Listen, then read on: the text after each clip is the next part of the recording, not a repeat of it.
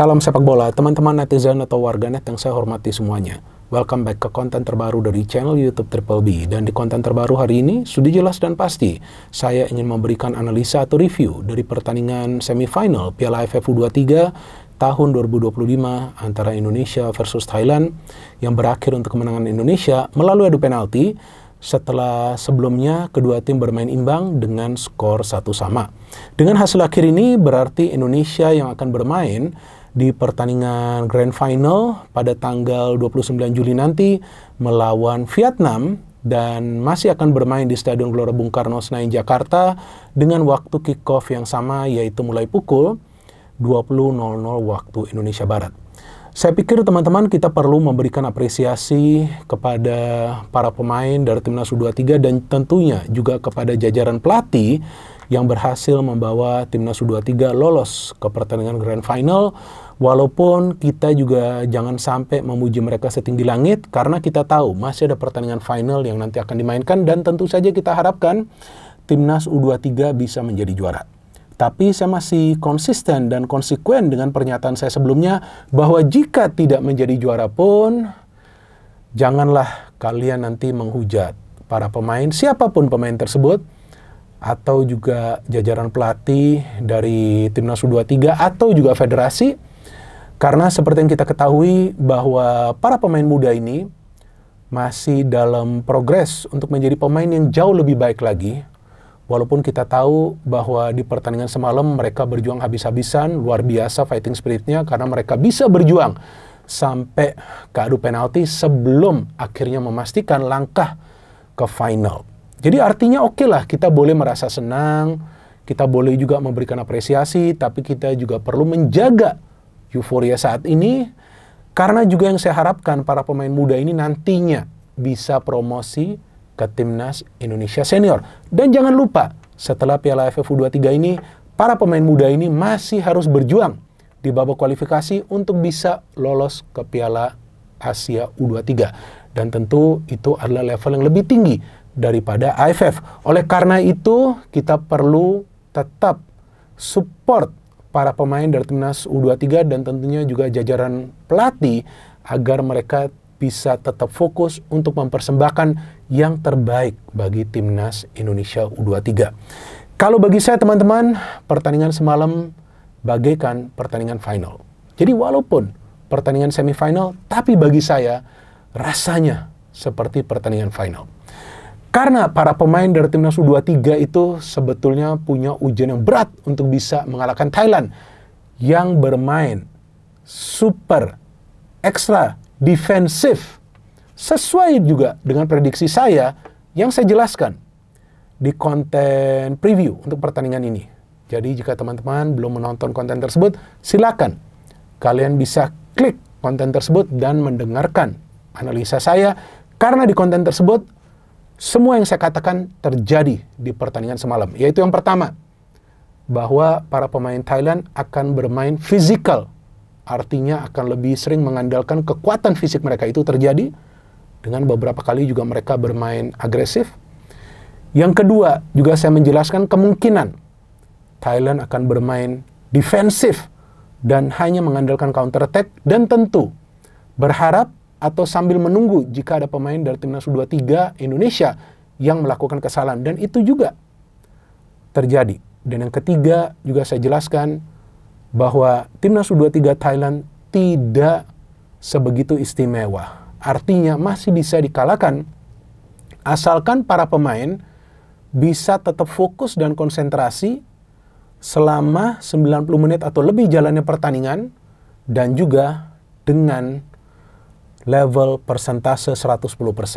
Artinya gak boleh juga sampai kehilangan fokus. Dan itu juga yang terjadi karena walaupun Timnas Indonesia U23 kebobolan untuk pertama kalinya di Piala AFF U23 kali ini, tapi bisa menyamakan kedudukan.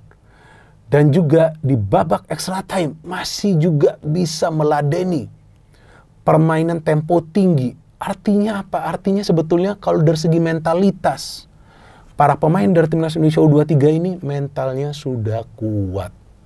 Dan nanti di pertandingan final mereka harus kembali berjuang habis-habisan karena kemungkinan Vietnam juga akan bermain dengan taktik yang serupa. Dan jujur saya tidak pernah menyangka bahwa ball possession, persentase ball possession dari timnas Indonesia U23 itu bisa melebihi 70% melawan tim sekelas Thailand yang kita tahu biasanya kalau timnas Indonesia itu akan juga berani meladeni permainan terbuka. Biasanya kan jual beli serangan. Tapi ternyata Thailand itu berani bermain terbuka itu hanya di 10-15 menit awal jalannya pertandingan, yang mereka juga bisa sampai menciptakan 2 peluang yang berbahaya. Tapi setelah itu mereka betul-betul bermain ekstra defensif. Kenapa? Karena para pemain kita tuh unggul segalanya. Dari segi speed unggul, dari segi skill individu unggul, dari segi progressive passing juga sebetulnya unggul. Tapi lemah dalam hal melakukan finishing. Seharusnya gak perlu sampai extra time apalagi adu penalti. Kalau finishing itu bisa dilakukan dengan sempurna. Meskipun gak mudah bagi para pemain timnas U23 karena ada pressure. Ini pressure ini bagi mereka. Pressure untuk bisa perform di hadapan fans yang hadir. Yang di dalam stadion, dan tentunya ekspektasi dari mayoritas masyarakat yang ingin agar timnas U23 ini sukses. Belum lagi saya tahu beberapa di antara kalian juga menuntut agar timnas U23 bermain cantik. Lah, kalian menuntut timnas U23 bermain cantik. Kalian menuntut juga timnas U23 harus menang. Kalian menuntut timnas U23 juga harus menjadi juara. Egois banget kalian.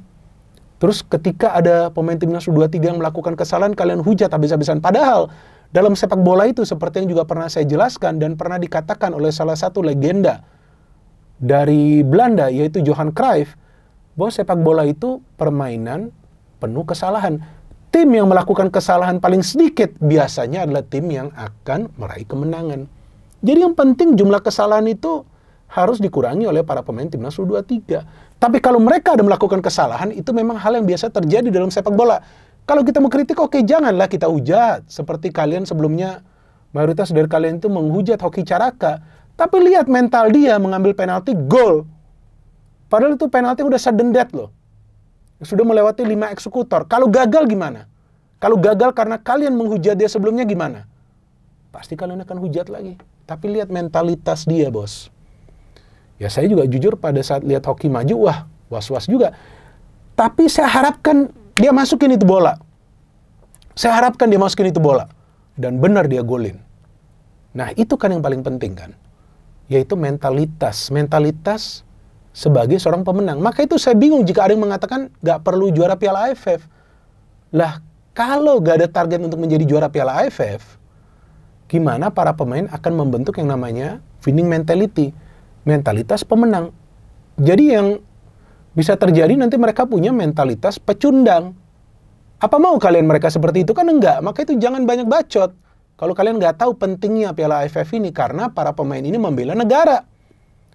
Mereka membela negara, tapi kalau tidak menjadi juara pun jangan dipermasalahkan. Karena ada level yang lebih tinggi. Tapi paling tidak para pemain harus bermain dengan tujuan. Tujuannya itu apa? Ya menjadi seorang pemenang. Dan itu mereka lakukan di pertandingan semalam, luar biasa mereka. Saya salut dengan semua pemain. Walaupun memang tidak mudah bagi mereka meladeni permainan agresif, compact football dari Thailand. Padahal sebelum pertandingan tuh Gerald Van den Berg sudah mengatakan kalau bisa jangan sampai adu penalti, dia ingin menangnya di 90 menit. Iya kan? Tapi ternyata adu penalti, sampai dia gak menghadiri sesi konferensi pers setelah pertandingan karena menurut asisten pelatih Frank van Kappen, kalau nggak salah namanya, bahwa suaranya habis karena dia berteriak terus dan dia tidak duduk. Dia tidak duduk, berdiri terus selama 120 menit lebih sampai adu penalti itu selesai. Mungkin dia gak duduk juga, mungkin masih dia memberikan masukan-masukan kepada para pemain muda. Inilah yang baru namanya pelatih yang memang bersinergi dengan para pemain. Dia tahu dia perlu berkomunikasi terus. Walaupun ini juga tidak mudah bagi Gerald, karena ini juga pengalaman baru bagi dia. Tapi pergantian pemain yang dilakukan di menit ke-77 itu yang menurut saya luar biasa. Meskipun semacam perjudian juga. Karena dia melakukan pergantian pemain itu sampai menit ke-77 loh. Lama loh. Saya kira mungkin menit 65 sudah diganti ada pemain. Tapi dia tunggu. Kenapa? Mungkin dia berpikir juga siapa yang perlu saya mainkan ini di bangku cadangan. Ternyata memainkan Ferrari, Buffon, dan Schoenemann itu benar. Karena Ferrari main sebagai gelandang, Schoenemann bermain sebagai winger. Bermain di kiri dia. Terus si Buffon main di kanan gantiin Ahmad Maulana Syarif. Bagus. Bahkan Buffon adalah yang mencetak gol dari penalti yang membawa Indonesia ke final. Artinya ini pelatih yang paham apa yang perlu dilakukan, walaupun ini masih awal. Tapi saya mengatakan berkali-kali, saya percaya dengan Gerald van den Berg bahwa dia akan bisa membentuk timnas U23 yang kuat. Karena ini baru awal dia melatih, dia butuh yang namanya waktu. Tapi dengan adanya progres.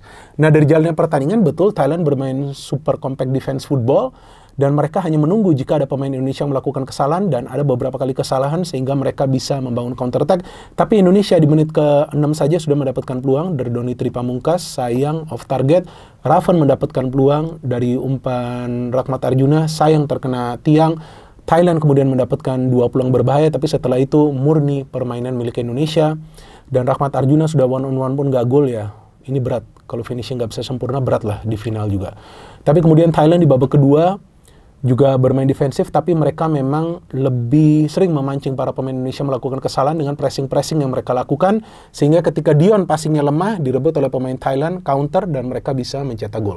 Tapi mental para pemain timnas U23 tidak down, dan dengan masuknya 3 pemain dari bangku cadangan, itu memberikan opsi tambahan di depan dengan lebih banyak pemain yang terlibat dalam membangun serangan dan berada di dalam kotak penalti ketika ada bola yang masuk ke dalam kotak penalti pertahanan Thailand. Baru kemudian Raihan Hanan dari corner bisa memberikan umpan manja yang disambar oleh Jans Raven untuk mencetak gol. Padahal kita tahu Indonesia paling sulit mencetak gol dari situasi bola mati, tapi kali ini bisa mencetak gol dari corner. Dan saya pikir sah-sah saja jika Jans Raven berlari ke arah supporter untuk melakukan selebrasi. Itu bukan berarti dia mengejek tim lawan, enggak. Itu berarti luapan emosi dia, bos. Luapan emosi dia setelah habis-habisan dia bermain. Jadi wajar saja jika dia ingin selebrasi. Tapi kemudian dia kembali ke match, dia fokus lagi. Tapi di extra time, Thailand sedikit berani bermain terbuka. Kenapa? Karena mereka paham, ini mereka harus memberikan perlawanan juga kepada Indonesia. Maka itu, Ardiansyah luar biasa ini kiper. Ya, dia memang tidak sering mendapatkan ancaman, tapi setiap kali ada ancaman dari pemain Thailand bisa dia melakukan save yang spektakuler, apalagi itu double save yang dilakukan di extra time. Jadi kiper ini sudah tepat lah dibeli Ardiansyah di semifinal. Saya kira tetap Cahya, tapi Gerald memainkan Ardiansyah. Memang ada beberapa pemain yang nggak perform, nggak masalah juga. Nanti tentu akan ada evaluasi. Tapi absennya Arkan Fikri plus Tony Firmansyah memang membuat lini tengah dari Indonesia kurang kreatif. Tapi pada saat adu penalti, nah ini gak gampang bagi para pemain. Namun kita lihat ya, hampir semua pemain bisa melakukan eksekusi dengan sempurna kecuali Robbie Darwish miss. Ya, tapi pemain-pemain lain bisa mengambil eksekusi dengan baik. Dan Jans Raven setelah pertandingan kan nggak fit, itu dia terpincang-pincang jalannya. Kita harapkan nanti dia bisa fit untuk pertandingan final. Tapi kalau bagi saya kuncinya Indonesia menang itu adalah karena mereka fokus dengan game plan passing, movement, counter press, dan ternyata 3 pemain yang baru masuk dari bangku cadangan itu memberikan tambahan energi yang bagus untuk bisa membuat para pemain Thailand sulit mengembangi permainan mereka. Maka itu kalau dari segi fisik, saya melihat para pemain dari timnas U23 ini fisiknya kuat banget, dan kita harapkan bisa sekuat ini pada saat nanti bermain di final. Dan kita tunggu nanti lawan Vietnam, yang kalau saya teliti permainannya sebetulnya lebih baik daripada Thailand. Tapi siapapun nanti lawan di final, seharusnya para pemain tidak perlu khawatir apalagi takut.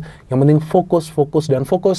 Kita sebagai supporter, tugas kita adalah untuk support, bukan untuk memberikan beban apalagi hujatan kepada para pemain. Kita harapkan yang terbaik bagi timnas U23, dan kita harapkan nanti di pertandingan final bisa bermain dengan fighting spirit yang sama, dan tentu kita harapkan hasilnya adalah hasil akhir yang positif, yaitu Indonesia menjadi juara. Maka itu saya harapkan nanti teman-teman juga yang ingin nonton ke stadion bisa memenuhi tribun dari GBK untuk membuat GBK mendukung para pemain dari timnas U23 agar bisa menjadi juara. Tapi seperti yang tadi saya katakan, kalau gak jadi juara juga, jangan kalian langsung menjadi barbar dengan menghujat para pemain. Enggak, kita harus tetap support mereka, karena mereka mati-matian di atas lapangan, oke? Kalau perlu mereka berkeringat darah di atas lapangan, tapi mereka tetap mencoba untuk memberikan yang terbaik bagi Indonesia. Jadi kuncinya adalah kurangi jumlah kesalahan, fokus pada game plan, dan memanfaatkan situasi bola mati, serta tentu finishing itu harus betul-betul sempurna di final, karena seharusnya pertandingan semalam itu gak perlu sampai adu penalti jika para pemain dari timnas U23 bisa melakukan finishing yang sempurna, yang mereka dominasi jalannya permainan sampai melebihi 74% sempat ball possession persentase selama 90 menit. No hate, no politics, only football. Salam sepak bola.